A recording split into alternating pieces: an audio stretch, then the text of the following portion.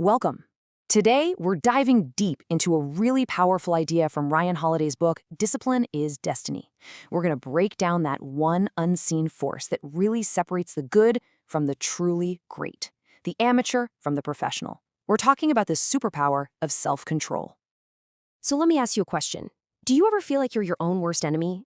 You've got these huge goals, these amazing ambitions, but you just keep getting sidetracked. Maybe it's the endless scroll of social media, or the temptation of just one more episode. Or maybe it's our old friend, procrastination. If you've ever felt that frustrating gap between what you want to do and what you actually end up doing, trust me, you are not alone. When we hear that word discipline, our minds almost automatically jump to something rigid, something joyless, maybe even punishing. But what if we've been looking at it all wrong? This book asks us to completely reframe discipline, not as some heavy burden, but as a superpower. It's the key to creating balance, to building a life of meaning and enjoyment. And ultimately, it's what gives you true freedom, freedom from your own worst impulses. Okay, so here's our game plan. First, we're going to unpack why discipline is this unseen superpower.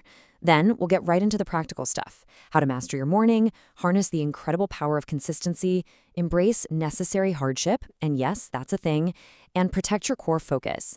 And finally, we'll talk about maybe the most important part. What do you do when you stumble on your path forward? So let's kick things off with this core idea.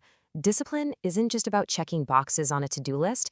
It's the fundamental force that lets you build the life you actually want to live. Just imagine for a second all those minutes, maybe even hours, lost to distraction, to mindless scrolling, to things that don't really move the needle for you. What if you could take all that time and energy and pour it directly into your most important work, into your own growth? Well, discipline is the thing that makes this possible. It lets you govern your emotions instead of being a puppet to them. It's the ability to set boundaries, to prioritize what truly matters, and to build that unstoppable momentum. It's the tool that closes the gap between who you are right now and the person you are absolutely capable of becoming. All right, let's get into our first actionable habit. And believe me, this one is a total game changer. It all starts with how you begin your day. The principle is simple.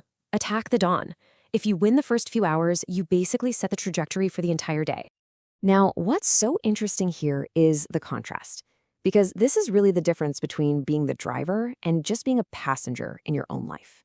Most of us, we live in that reactive morning. The alarm goes off, we grab our phone, and bam, the world's agenda just floods in. Emails, notifications, problems. We start the day on defense. But the disciplined person chooses a proactive morning. They get up before the world is awake, and in that precious silence, they find this unparalleled focus. Their mind is at its absolute sharpest, and they make real, tangible progress on their biggest goals before most people have even hit the snooze button for the third time. And this story, wow, it just illustrates the point perfectly.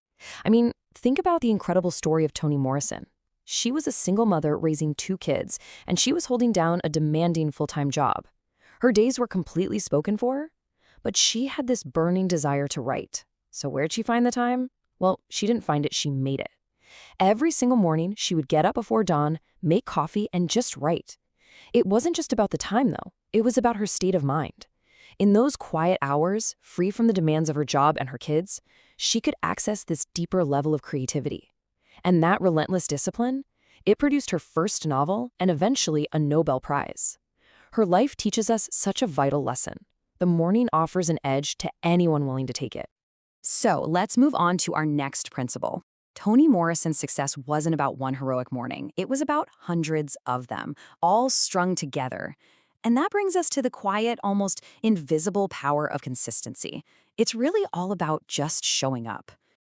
Okay, so here's the deal. Success doesn't belong to the most motivated people. It belongs to the most consistent. We all wait for inspiration to strike, for that perfect mood to hit us.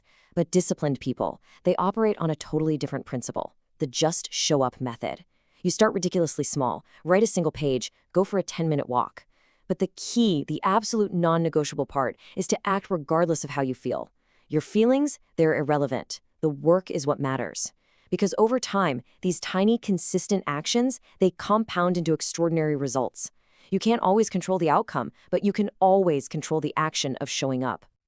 And I mean, history proves this over and over again. Take Thomas Edison. He famously said genius is 1% inspiration and 99% perspiration. He didn't just wait for a light bulb idea to pop into his head. He worked relentlessly in the lab because he knew that great ideas only show up for people who are already working. Or look at the legendary baseball player Lou Gehrig.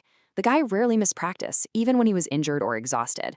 He just understood that talent was common, but consistent, grinding effort, well, that's what separates the good from the great. All right, now for an idea that might seem a little, well, counterintuitive in our modern world. We've talked about waking up early, and we've talked about showing up. Our next principle is to actively seek out discomfort, to embrace what's called necessary hardship. Just think about it for a second. Modern life is basically a temple built to the god of comfort. Everything is designed to be easier, faster, more convenient.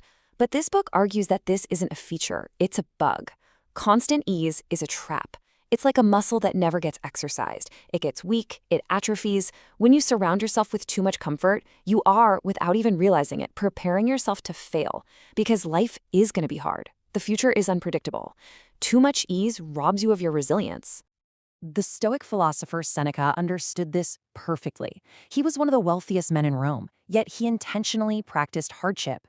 For days at a time, he would live as if he'd lost everything. He'd eat the bare minimum, wear his cheapest clothes, sleep on the floor. Now, why would he do that? He was vaccinating himself against misfortune. He was proving to himself that he could not only survive hardship, but he could endure it. And this practice, it freed him from the fear of losing his wealth, which is a prison that keeps so many people trapped. He became powerful not because of what he had, but because of what he knew he could live without. So this really brings up a question for all of us, doesn't it? You don't have to go sleep on the ground, but how can you introduce small, voluntary challenges into your life? You know, maybe it's a cold shower in the morning, maybe it's fasting for a day, or running just a little bit farther than you think you can. These aren't punishments, they're training. By making your life voluntarily uncomfortable, you prepare yourself to handle anything life decides to throw at you. Discomfort isn't the enemy, it's your greatest teacher. All right, let's move on to the next section. This one is all about protecting your most valuable resources, your time and your attention. This is the critical skill of setting boundaries. It's about keeping the main thing the main thing. So here's a simple but profound truth we forget all the time. Every single time you say yes to one thing, you are automatically saying no to something else. A yes to a meeting you don't really need to be in, that's a no to an hour of deep, focused work. A yes to a social event you don't really want to go to, that's a no to time with your family. So often we say yes out of fear. Fear of disappointing someone, fear of missing out. But the undisciplined person is just at the mercy of everyone else's agenda. A disciplined no is an act of pure courage and self-preservation. I mean, just take the example of Booker T. Washington. He founded the Tuskegee Institute, which was this massive undertaking that involved constant travel, fundraising, and teaching. And yet somehow, in the middle of all that chaos, he managed to write 5 books. How? By mastering the art of saying no. He knew his mission was bigger than any single request that came his way. To serve his ultimate purpose, he had to be ruthless in eliminating distractions. His no wasn't selfish, it was strategic. It was in service of a much larger, much more important yes. Okay, we've covered some really powerful habits. But let's be absolutely real for a second. This is not a path of perfection. You are going to stumble. You will have bad days. You will fail.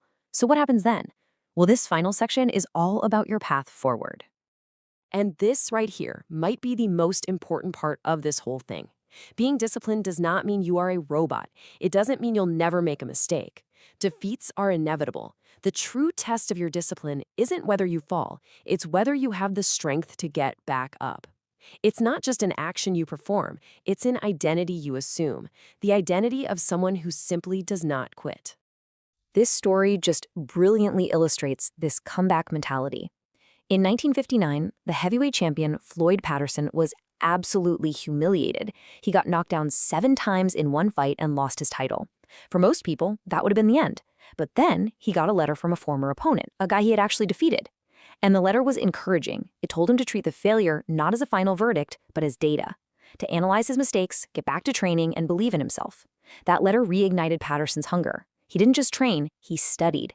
And a year later, he stepped back into that ring and won, becoming the first heavyweight boxer in history to regain the championship. His story teaches us that failure isn't the end. It's the beginning of the comeback, if you have the discipline to see it through. So as we wrap things up here, let's just quickly recap the key takeaways. First, attack the dawn to win the day. Second, show up consistently. Act regardless of your mood. Third, seek out discomfort to build your resilience. Fourth, protect your focus by mastering the strategic no. And finally, always remember that failure is not fatal. True discipline is defined by your ability to get back up again. And that brings us to the most important part. Because learning these ideas is one thing, but living them, well, that's everything.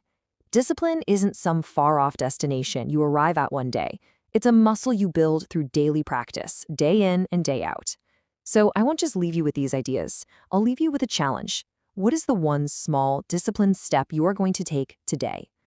Hey, if you found this explainer insightful, please consider liking, subscribing, and maybe share it with someone you know who could benefit from these lessons, a friend or family member who's also looking to upgrade their life. Thanks so much for joining me. Now go take that first step.